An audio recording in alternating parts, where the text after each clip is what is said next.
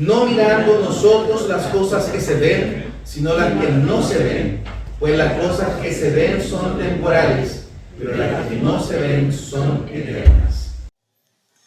Nuestra vida vive y se da en torno a mirar los tiempos, el tiempo, el reloj. Si usted ha tenido noción de este servicio, se dará cuenta que tiene un inicio, tiene un final, y aproximadamente parte a una hora y aproximadamente termina a cierta hora. El tiempo está presente hoy, como está presente todo el tiempo. Un famoso filósofo y también religioso, San Juan de la Cruz, le preguntaron una vez, ¿no? Y él afirmó: si me preguntan qué es el tiempo, no lo sé. Y si no me lo preguntan, lo sé perfectamente. Toda vez que definir un aspecto tan ambiguo como esto nos genera mucha ansiedad en el corazón. En el año 2011 se estrenó una película en inglés llamada In Time, pero en Hispanoamérica se proyectó como El precio del mañana. Y consiste en mostrar que 140 años después, en 2161, el gen del envejecimiento humano se desactivó.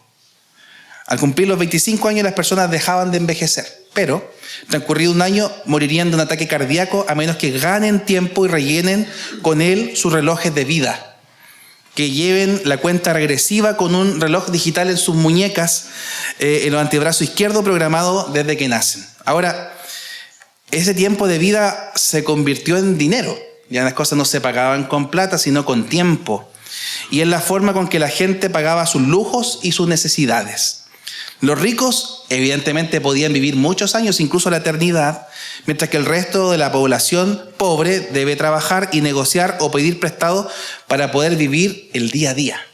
El día a día. Sus relojes de vida, o a lo más, tenían 7 días de vida por delante. Cada persona vive en una zona horaria y obviamente en función de su estatus social es que ellos también vivían. Conforme a su tiempo, ellos vivían en un sector. Suena interesante eso, ¿no? Nadie puede detener el curso de la vida. Esa es la tesis principal de esta película. El tiempo es un proceso. Ahora, algunos son conscientes de lo que viven, ¿no? Del pasado, del presente y del futuro. Otros no están conscientes de lo que viene en el futuro. Ahora, usted y yo sabemos con absoluta certeza que nada es permanente y que todo tarde o temprano se doblega inexorablemente ante la fuerza del tiempo. Y sin embargo, a veces actuamos como si realmente el tiempo no se va a acabar o incluso como si nunca hoy fuésemos a envejecer. Es algo que usted puede notar en el espejo o en las fotos antiguas, con gozo o con tristeza. Y qué sé yo. No es reteniendo artificialmente, hermanos, la juventud que detenemos el tiempo. Ni es ignorando el paso de los años que nos va a dar más larga vida. Ni es negando el hecho de la muerte física que vamos a eliminar nuestro futuro. El Señor no vino a este mundo a ofrecernos una inútil prolongación de la vida terrestre. No es que tenemos que buscar la esfera del dragón para tener vida eterna, como lo hacían los dibujos animados, Dragon Ball Z, ¿no? El Señor vino a iluminarnos sobre otra dimensión, sobre la dimensión del Espíritu. Es esta dimensión del Espíritu la que es preeminentemente eterna. Nadie puede borrarla, nadie puede aniquilarla, nadie la va a detener, nadie puede anularla. Nuestro Espíritu vivirá para siempre y ahí la inexorable verdad de la existencia humana. Nunca realmente moriremos. Pero no fue la eternidad lo que Cristo vino a ofrecernos. Eso ya lo tenía todo el mundo. Eso es para siempre. Él vino a ofrecernos otra cosa. Vida eterna. Porque está la vida eterna y está también la muerte eterna. Las personas estarán por siempre o en gozo o en tristeza. El Señor nos vino a ofrecer a nosotros esa vida eterna. Esa vida eterna en su presencia, Él la ofrece a todos aquellos que Él alcanza y que reconocen su poderío y su autoridad. Él quiere siempre darnos esa gloriosa vida eterna. Y el apóstol Pablo, si ustedes leen conmigo los primeros versículos, nos da cuenta de un tesoro en vasos de barro. Se refiere a los creyentes como vasos de barro, como aquel que es moldeado por un alfarero. Esta imagen que Pablo usa para describirse a sí mismo como un ministro del Evangelio es una imagen para mí cautivante. El valor de un vaso de barro reside únicamente en su utilidad y no en si es un barro más claro o más oscuro. ¿Cuál es la utilidad del vaso de barro? No es útil por su durabilidad, no es útil tampoco por su belleza, es útil por su contenido. ¿Qué tiene adentro? El contenido que Dios puso es el conocimiento de la gloria de Cristo. Así lo presenta el apóstol Pablo. Y si el Señor embellece estos vasos de barro hoy, es para su propia gloria y alabanza. Lo más útil que sea un vaso de barro es valioso para su dueño. Ahora, ¿en qué medida somos un depósito de este conocimiento de Cristo? ¿En qué medida nosotros derramamos y esperamos la manifestación del poder de Dios a través de estos vasos de barro? La eternidad, por tanto, es uno de los temas más importantes y sobre los cuales hoy tenemos que meditar. Hermanos, la vida va a acabar. Esta vida, la que usted tiene aquí, probablemente va a estar 1 año más, 5 años más. Seamos optimistas, 80 años más. Pero nadie va a pasar de eso. No suelo acostumbrar a indicar temas de índole personal, pero voy a hacer una excepción. Hace exactamente 9 años, casi 9 años, la familia fue afectada por la enfermedad de nuestra mamá. Y yo doy gracias al Señor porque los milagros de cáncer son extraordinarios y llenan de emoción y de gozo. Pero no todos los creyentes, hijos del Señor, discípulos de Cristo con una fe ferviente son sanados. El Señor hace su voluntad. Y eso es siempre así. Y en algunos casos les prolonga la vida en esta tierra. En otros casos se lo lleva antes porque lo quiso así. Bueno, en el caso de la mamá fue así. Mi mamá se fue con el Señor hace más de casi ya 9 años. Y no es grato el último tiempo de alguien que yace por una enfermedad. Y uno es creyente, predica el Evangelio, enseña teología, ama el Antiguo Testamento y cuántas otras cosas que ustedes ya conocen. Pero claramente que la enfermedad de alguien cercano duele y afecta. Y yo recuerdo el consejo y el consuelo que dio un amigo que fue a visitarnos en el hospital los últimos días y me dijo, este sufrimiento de tu mamá va a ser 2 o 3 días y 5 quizás, pero no tienes noción tú hoy de lo que significa ese morir en el Señor, esa eternidad en el gozo del Señor, que usted y yo no dimensionamos, no logramos entender esa dimensión de tiempo, que es la eternidad con Cristo Jesús. Nuestras mentes mortales no pueden entenderlo por completo hoy. Sin embargo, es algo sobre lo cual nosotros debemos hablar hoy. Y eso me produjo en ese tiempo profundo consuelo y paz a mí y a la familia. Sin embargo, duele y afecta. Y el Señor manifiesta consuelo y paz a través de los abrazos de los hermanos, a través del cariño, de las oraciones del pueblo de Dios. Hoy quisiera que atendamos esta palabra final que leíamos juntos, y leímos toda una pericopa muy importante donde el apóstol Pablo versa acerca de lo que significa el sufrimiento por la causa de Cristo. Recordemos bien que en el primer siglo y el segundo y el tercer siglo los hermanos eran perseguidos por la causa del Evangelio, sufrían por ser cristianos, los mataban por ser cristianos e iban con gozo al martirio por ser cristianos. Cantaban los himnos antes de morir con un profundo gozo y una profunda alegría, no por el hecho del sufrimiento, sino por lo que significa el encuentro con el Señor, con el Salvador. Yo no sé si usted espera con ansias ese encuentro con el Señor Jesús, pero para los cristianos es lo más anhelado, estar en la presencia del Señor. Hermanos, primero tenemos que tener noción de que todo en este mundo es temporal. Las cosas se van a acabar. No lo dice solo Pablo en el Nuevo Testamento, lo afirma el predicador en el Antiguo Testamento, el Cogelet o el predicador, Eclesiastés, dice expresamente su tesis desde el principio hasta el final, todo es vanidad, ¿cierto? Sin embargo, esta expresión vanidad envuelve una profundidad, tanto así que es muy difícil de dimensionarla. No tiene que ver solamente con la apariencia física, porque el vanidoso es el que le gusta mirarse al espejo y se encuentra encachado, qué sé yo, lindo, simpático. Algunos son más soberbios que otros, algunos están mirando a alguien por allá. Habla Señor, dijeron, ¿no? Sin embargo, esta expresión hebrea, Hebel, significa aquello que se esfuma. Y digo esfumar porque es literalmente humo o vapor. Esta imagen es la misma que utiliza a Santiago en el Nuevo Testamento cuando dice que la vida es como neblina que está por un tiempo y después se desvanece. Todo es vanidad, todo lo que está bajo el cielo, todo lo que está bajo el sol es vanidad. Se va a esfumar, va a perecer. Aún los reinos más gloriosos del mundo quedaron suscritos a libros de historia que la gente hoy día ni siquiera revisa. Los grandes líderes de la historia pasaron. O sea, si yo les preguntara a ustedes por los héroes de la Reforma, pensarían en Lutero y Calvino, claro que sí, pero hay otros muy importantes que a veces ni consideramos y que la gloria de su tiempo pasó. ¿Y cuántos otros también en la historia van a pasar? Pero hay algo que sí que permanece para siempre. ¿Y cuál es el todo de la vida? Entendiendo lo que significa esta vida temporal. El resumen de la tesis de Eclesiastés. ¿Por qué lo traigo al tapete yo? Porque tiene que ver mucho con nosotros hoy y cómo vislumbramos la eternidad. Teme a Dios y guarda sus mandamientos. Eso es eterno. Y no estamos hablando de una salvación por obras porque por el temor y guardar los mandamientos alcanzaremos salvación, sino que ese es el todo del hombre, ser de Dios, ser propiedad de Cristo el Señor. A eso te llamó el Señor, a ser de Él, no a ser de ti. ¿Cuál es nuestro único consuelo, por tanto? El Catecismo de Heidelberg me parece interesante. Tu único consuelo en esta vida y en esta muerte, y en la muerte, es que no me pertenezco a mí mismo, sino a mi fiel Salvador Jesucristo. Esto emociona, ¿cierto? Es fundamental. No te perteneces a ti. Las cosas de este mundo van a acabar, van a perecer. Las angustias que hoy estás sufriendo van a pasar. El Señor revitalizará tu vida, te dará gozo. Probablemente en esta tierra no la alcances incluso. Pero el Señor es suficiente. El Señor es suficiente.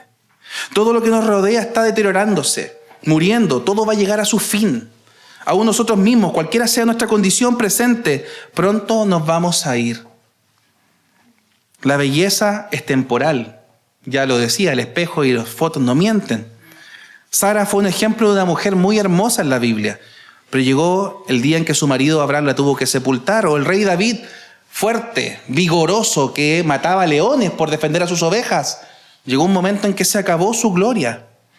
Debemos ser conscientes entonces que la vida va a pasar y que las diversiones del mundo, los placeres, los negocios, las ganancias pronto se van a acabar y ninguna de esas cosas las vamos a poder llevar al reino del Señor, a la eternidad. Por eso el apóstol Pablo dijo: pongan la mira en las cosas de arriba y no las de la tierra. El mundo pasa y su concupiscencia, pero el que pone y hace la voluntad de Dios, este permanece para siempre. Ese es el todo del hombre. Busca al Señor, doblégate delante de Él. Si eres un verdadero discípulo de Jesús, si estás buscándole a Él de todo corazón, la misma verdad también a ti hoy debería alegrarte y confortarte. Todas las pruebas, todas las aflicciones son temporales. Un día se van a acabar. Ese es nuestro consuelo. Esa es nuestra paz. Ahora, una cosa que considerar, que todo en este mundo es superficial. Las cosas de este mundo se van a acabar, se van a esfumar, son como vapor. Pero las cosas del reino de Dios son eternas. En el mundo venidero todas las cosas serán eternas. Consideremos que todos estamos yendo hacia un mundo donde todo es eterno. En este aspecto, el mundo invisible que yace más allá de la muerte es completamente distinto a este mundo. Ya no tendremos que comprar tiempo como con las mangas, ¿cierto?, de la película. Ya no tendremos que ver la forma de extender nuestro paso por esta tierra. Porque por más que queramos, no lo lograremos. Pero en la eternidad, en el reino del Señor, la vida será eterna. Debemos entonces tener claro hoy, hermanos, el hecho de que la felicidad futura es e implica salvación eterna. La herencia del pueblo de Dios, dice el apóstol Pedro, es incorruptible, incontaminada e inmarcesible. El apóstol Pedro dice que recibiremos una corona de gloria. A los que aman al Señor les está preparada una corona de justicia. Y una y otra vez presenta esta imagen de la corona, ¿cierto? De alguna forma, por las obras de justicia de los creyentes recibirán una corona. No hay forma de la Escritura desprender que hay perlitas de la corona. Hay algunas iglesias y tendencias cristianas que dicen que mientras más gente conoce al Señor, más perlitas usted agrega a su corona. Eso me parece bien interesante, entretenido, pero no es bíblico. ¿Ya? Lo que sí es bíblico es la corona de justicia, corona inmarcesible de gloria, todo esto es maravilloso. Pero algo que sí nos debe causar gozo y alegría es saber a quién usted y yo pertenecemos. Pertenecemos al Rey de la Gloria. Eso lo afirma el Salmo 24, ustedes lo habrán recordado, ¿no? ¿Quién es este Rey de Gloria? El Señor de los ejércitos. Él es el Rey de la Gloria. Alzad puertas vuestras cabezas, ¿cierto? Esta imagen del Dios grandioso, poderoso, que es digno de recibir gloria y honor, comparte su gloria con su pueblo en el sentido de la alegría que tienen, de la victoria que tienen. Pero los 24 ancianos arrojan sus coronas delante de Él.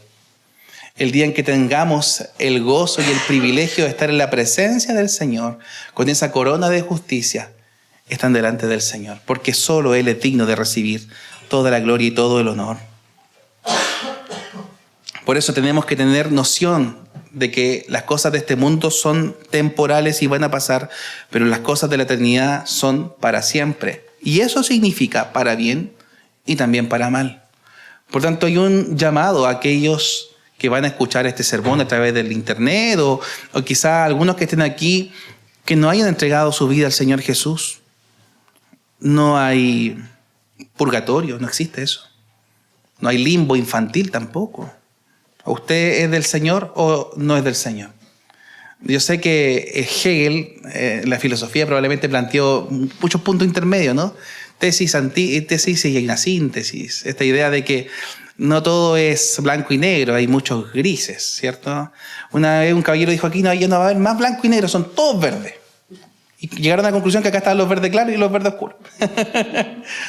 Todas las cosas son o de un lado o de otro. Es bien difícil llegar a ese punto medio, a esos acuerdos, independiente de que lo queramos hacer. Pero en el Señor la cosa es así, o eres del Señor o no eres del Señor. Esa idea de que vas a estar por una cornisa donde en realidad no tienes forma de saber y entender si eres de uno o del otro, quiero decirle que lo único seguro es que aquellos que están en Cristo mueren en Él y son de Él para siempre. Y los que no mueren en Cristo son eternamente castigados. A los réprobos, a los que no conocen al Señor, ese castigo viene. Y es muy poco popular en este tiempo hablar de eso, pero hermanos, hay infierno y hay sufrimiento eterno. Y eso va a venir. Por más impopular que sea, es una verdad que se tiene que predicar. Vendrá juicio. Un juicio y una justicia que se manifestará en la segunda venida del Señor Jesús. Y que es interesante mencionarlo, creo, no sé, en la predicación o en la clase. Si usted recordará cómo el Señor Jesús comienza su ministerio. El Señor Jesús comienza su ministerio desde dos esferas, desde los milagros y desde los discursos. Y desde los milagros, Él, ¿qué es lo que hizo? Convertir el agua en vino, ¿cierto? Las bodas de Caná. Pero los discursos los comienza no en la plaza, no en la montaña, en la sinagoga. Y en la sinagoga se le dio a leer el rollo del profeta Isaías. Y el Señor, en el tiempo antiguo no se leía en capítulos, ustedes sabrán que no estaban con números, ni con versículos tampoco. Pero lo que el Señor Jesús lee es Isaías 61. Y delante de la sinagoga dice, el Espíritu del Señor, de Jehová, está sobre mí por cuanto me ha ungido el Señor para dar buenas nuevas a los pobres, a traer libertad a los cautivos, a los presos, apertura de la cárcel, a proclamar el año de la buena voluntad del Señor. Y cerró el rollo. Y les dijo, ¿se acuerda de esta frase que viene revolucionaria, ¿no? Hoy se cumplió esta profecía delante de ustedes. O sea, hasta ahí iba todo bien y se les transformó la cara a la gente que estaba en la sinagoga, especialmente los de la secta, de los fariseos, los que eran un poquito más radicales, ¿no? O sea, lo que estaba afirmando el Señor Jesús delante de ellos era que Él era el Mesías. Que la salvación anunciada en Isaías, que estaba acabando de leer, se cumplió hoy. Ese año agradable de la buena voluntad del Señor estaba frente a ellos mismos, no la podían creer. Es más, lo quisieron matar al principio del ministerio y no pudieron hacerlo. Pero yo no quisiera destacar solamente ese evento, sino esta expresión que a veces nos parece superficial. El Señor cerró el libro. Y si usted lee Isaías 61, el Señor cierra el libro, deja de leer cuando dice el año agradable de la buena voluntad del Señor. Y hay un versículo que no lee, o sea, no un versículo, una parte del versículo que Él no lee. No lee el Señor el día de la venganza del Dios nuestro. Y eso no es casual, o sea, no es como que le faltó tiempo. O le dijeron, ya es muy tarde, deja de leer, Señor, ¿no? ¿Por qué no lee el Señor el día de venganza cuando dice que esta profecía se cumplió hoy delante de ustedes o esto se cumple hoy? Porque primordialmente la primera venida no consiste en traer la venganza y la justicia, sino que eso compete a la segunda venida del Señor Jesús. Y ese evento sin duda llegará y es algo sobre lo cual tenemos que hablar y no podemos callar. El Señor va a castigar a aquellos que no hacen su voluntad, a aquellos que no viven para Él, a aquellos que no son de Él. Es por eso que es primordial saber eso. Al respecto, creo que es importante recordar las palabras del salmista. Dice que el Señor es clemente y misericordioso, lento para la ira y grande en misericordia. Bueno es Jehová para con todos y sus misericordias sobre todas sus obras. Te alaben, oh Jehová, dice, todas tus obras y tus santos te bendigan y la gloria del reino digan. Y hablen de tu poder para hacer saber a los hijos de los hombres sus poderosos hechos. Y la gloria de la magnificencia de su reino. Tu reino es reino de todos los siglos y tu señorío es sobre todas las generaciones. Sostiene Jehová a todos los que caen y levanta a todos los oprimidos. Los ojos de todos esperan en ti y tú les das comida a su tiempo. Abres tu mano y colmas de bendición a todo ser viviente. Justo es Jehová en todos sus caminos y misericordioso es en todas sus obras. Fíjense lo que estoy insistiendo en la lectura, que Dios manifiesta clemencia, misericordia, favor, perdón, lento para la ira, grande en misericordia. Pero quiero que preste atención a lo que dice el versículo 17 de Salmo 145. 18. Cercano está Jehová a todos los que le invocan, a todos los que le invocan de veras. Cumplirá el deseo de los que le temen. Jehová guarda a todos los que le aman, mas destruirá a los impíos. El siglo XXI gusta de cerrar el rollo en este versículo, en esta parte del versículo, ¿no? Esta idea de destruir a los impíos. Pero ese evento llegará, hermanos. Y eso no es algo que usted y yo nos produzca tristeza necesariamente o angustia y pesar, sino un profundo gozo de saber de que usted y yo éramos esos impíos que merecían ese castigo eterno y que fuimos alcanzados por la misericordia del Señor. En eso consiste justamente el Evangelio, que usted merecía la muerte y el infierno, pero Cristo Jesús murió por usted y por mí para entregarse por nosotros los pecadores. Nuestra condición, por tanto, hermanos, en la eternidad dependerá de lo que somos ahora. Hay personas que piensan que se pueden arrepentir después de la muerte.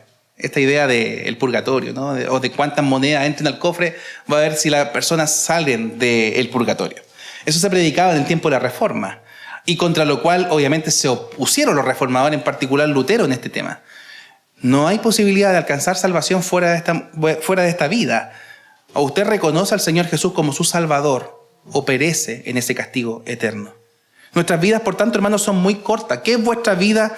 Ciertamente es un vapor que aparece por un poco de tiempo, dice Santiago, y luego se desvanece. No debemos entonces olvidarnos de que esta vida es un estado de prueba para nosotros. Cada día estamos sembrando semillas, las cuales van a crecer y llevar su fruto. Hay consecuencias que se relacionan con la eternidad, que tiene que ver con nuestras palabras, nuestros pensamientos y nuestros actos. Dice Mateo, mas yo digo que toda palabra ociosa que hablaren los hombres, de ella darán cuenta en el día del juicio. Pablo dice, porque el que siembra para su carne, de la carne también segará corrupción, mas el que siembra para el espíritu, del espíritu segará vida eterna. Lo que sembramos, por tanto, en esta vida la vamos a cosechar en la eternidad. Y sigo insistiendo que esto no tiene que ver con salvación por las obras, porque depende de lo que nosotros hagamos, que si vamos a ser o no salvos.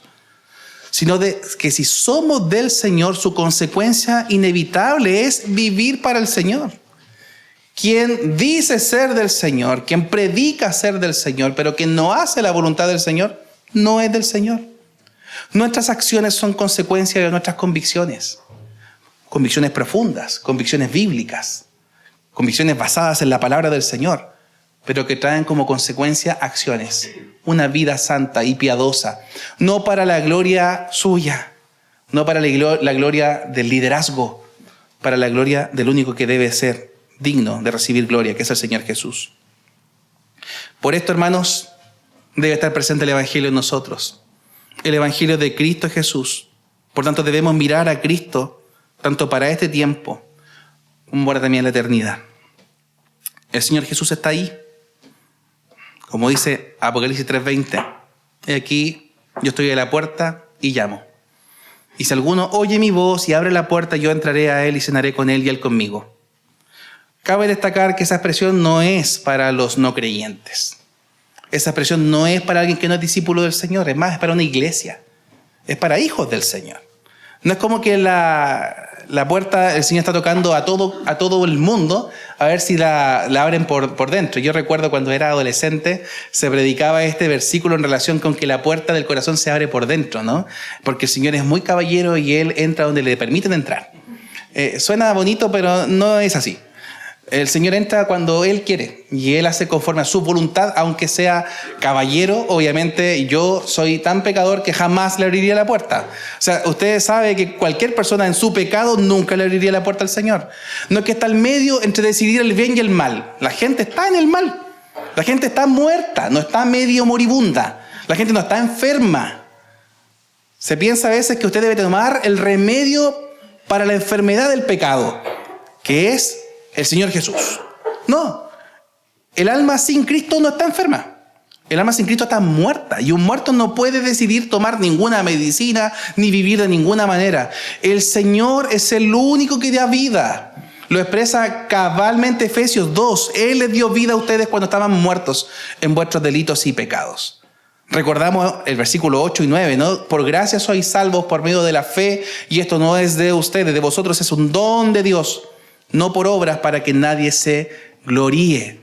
Y el 10 me parece extraordinario y recordarlo con ustedes, porque somos hechura suya, creados en Cristo Jesús para buenas obras. Entonces, la salvación no es por obras, pero somos creados para buenas obras. Por eso ese versículo, apréndaselo del 8 al 10, no hasta el 9, porque de alguna forma nos orienta a que en realidad nos cruzamos de brazos sabiendo que la salvación es solo trabajo del Señor y yo no tengo que hacer nada después. No debo hacer nada para mi salvación, pero soy salvado para buenas obras. Y el conector debe estar acompañado constantemente y recordarnos nosotros que somos hechura suya, creados en Cristo Jesús para buenas obras, las cuales Él preparó de antemano para que anduviésemos en ellas. Es interesante la palabra poema. Hay una editorial que le llama así a su título. Hechura se traduce del griego poema, que significa literalmente obra. Como los poemas son obras literarias, usted es una obra del Señor. Hay algunas obras maravillosas, ¿cierto? Usted ve a su alrededor. Pero para que anden las obras del Señor que Él preparó para usted. ¿Estás dispuesto entonces a caminar con Jesús? ¿A hacer esa obra portentosa que Dios quiere hacer a través de ti? Hermanos, lo que nosotros tenemos que hacer para hacer del Señor es creer en el Señor Jesucristo. Así se lo presenta al carcelero de Filipo. Cree en el Señor Jesús y serás salvo tú y toda tu casa. Quien tiene a Cristo puede mirar alrededor de todas las cosas que pasan sin ser consternado. Tiene un tesoro en el cielo, donde ni la polilla ni el orín corrompen y donde los ladrones no minan ni hurtan. Puede mirar adelante las cosas sin tener la alarma que el mundo hoy día piensa, ¿qué vamos a hacer? Hay gente que hoy día no puede dormir por la situación política, económica, social y todo lo que pasa. El que tiene a Cristo el Señor se acuesta, duerme y se levanta porque el Señor lo sustenta. Así dice el salmista. Probablemente hay cosas que te quitan el sueño. Algunos están sin trabajo, algunos están con problemas económicos, enfermedades en la familia y cuántas otras cosas. ¿Sabe? De esas cosas el Señor tiene más conocimiento que usted mismo. Dios sabe todas las cosas. ¿Por qué nos afanamos tanto por esas cosas?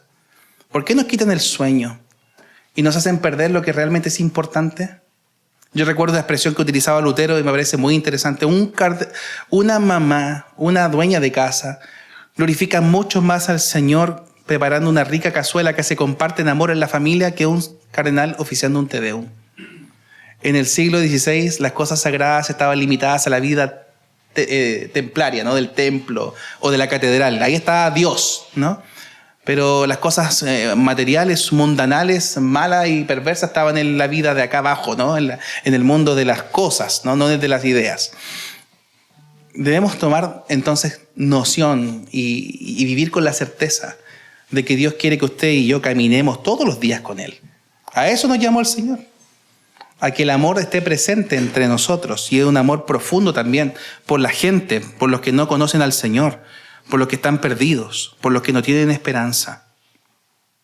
Cuando John Knox, el famoso reformador, el padre del presbiterianismo, estaba en su lecho de muerte y ya no podía hablar, un siervo le pidió que levantara su mano como una señal de que el evangelio que él había predicado toda su vida le estaba dando consuelo ahora en su muerte. Por favor, John, levanta tu mano y afírmalo. Sin poder hablar, la levantó 3 veces y murió. El hombre moribundo levantó 3 veces su mano y falleció.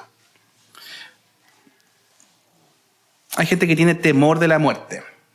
Hay personas en el mundo que no saben cómo afrontar ese momento, de la familia y de las personas mismas. Pero si usted tiene al Señor Jesús en su corazón, si el Señor mora en abundancia en nuestros corazones, ¿a qué tememos? ¿Qué es lo que hoy te está quitando el sueño y que te produce temor? ¿Es esa muerte? ¿Es esa vida? ¿Es lo que viene el devenir, el futuro? Es por eso, Iglesia del Señor, que hoy te traigo algunas preguntas para pensar, para meditar, para vivir. ¿Cómo estás usando hoy tu tiempo? ¿En qué estás invirtiendo tu vida? Llamándote a no malgastar también tu vida. La vida es tan corta, hermano, es incierta. Pronto se va a acabar, nada es para siempre. ¿Qué estás hoy haciendo con tu alma inmortal? ¿En qué estás invirtiendo tu tiempo, tus minutos? Estas horas, estos meses, estos años que te quedan. ¿Estás malgastando tu tiempo o estás viviendo tu vida sabiamente? ¿Estás preparado para tu encuentro con el Señor? ¿Estás preparado cuando Él te diga ven? Para descansar en los brazos del Señor, o lo que dice Lucas 16, en el seno de Abraham. ¿Deseas estar seguro y a salvo en la eternidad? Si es así, busca a Cristo y cree en el Señor Jesús. Hoy no solamente ven a Él arrepentido, teniendo pesar por tu pecado, pidiéndole al Señor que te vuelva a Él, que te quite la maldad del corazón, que todos tenemos. No hay nadie superiormente moral aquí que pueda decir, sean como yo, ¿eh? Yo sí soy un buen ejemplo para ustedes. O sea, recuerde lo que hizo ayer y antes de ayer y póngase a calcular las cosas malas que ha pensado, dicho y hecho. ¿Somos un buen ejemplo? El Señor Jesús sí lo es. Pongan los ojos en el Señor, el autor y el consumador de la fe. Busca al Señor, llámale mientras Él puede ser hallado, búscale mientras Él está cercano. ¿Deseas ser feliz? Es lo que todo el mundo quiere, ¿no? Ser feliz. Queridos, nuestra única felicidad y el verdadero gozo no lo encontramos en las cosas de este mundo. Nuestro gozo y nuestra plenitud está en Dios. Búscale a Él. Aférrate a Cristo y vive por la fe. Síguele con tu corazón, con tu alma, con tus fuerzas, con tu mente. El Señor Jesús refuerza las ideas de Deuteronomio capítulo 6, Shema Israel. Amarás al Señor tu Dios con todo tu corazón, con toda tu alma, con toda tu fuerza. El Señor Jesús enfatiza la idea de la mente en el Evangelio.